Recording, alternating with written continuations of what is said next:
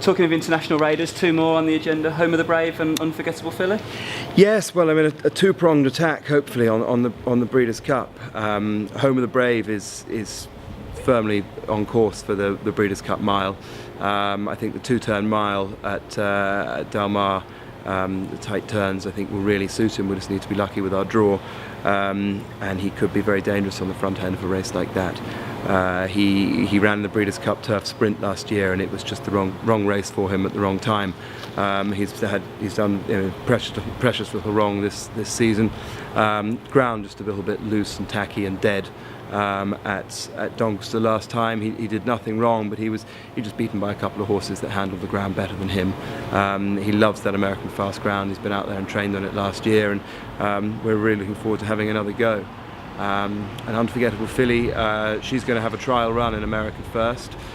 She probably wouldn't be getting into the Breeders' Cup Fillies and Mares Turf at the moment, but she heads to the Queen Elizabeth the Second Challenge Trophy at Keeneland on the 14th of October, which is a race that we were third in last year, beaten ahead and a short head with Hawksmoor, and Hawksmoor of course won the same German Guineas that Unforgettable Filly won this year. So I think they're similar fillies, and I think Unforgettable Filly is still improving. So very much hope that we can go 6 inches better than we went in America last year, and get her head in front. And if she does win that race, it's a win and you're in for the Breeders' Cup. So she'd be on the team sheet too.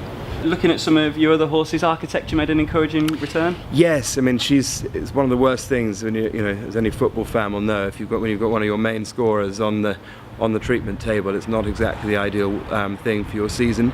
But so it's fantastic to have her back on track. She'll come on a ton for it. Pat Smullen was very happy with her, and she galloped out past the winner and past the post. She's come back from it very well, and she may well run here at Newmarket in a listed race on the 13th, I think it is, of October.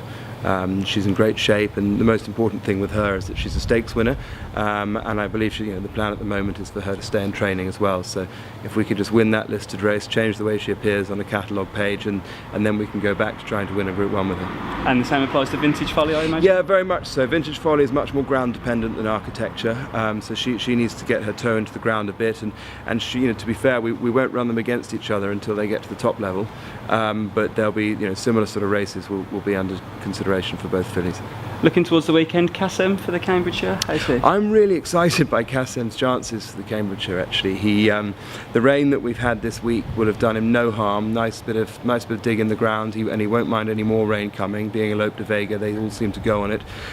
His work's been really pleasing, and even though he looked like the third choice of the Al Shakab horses in the Clipper Logistics Mile Handicap at York the other day, he ran a huge race and was only just worried out of it to finish second in the run to the line.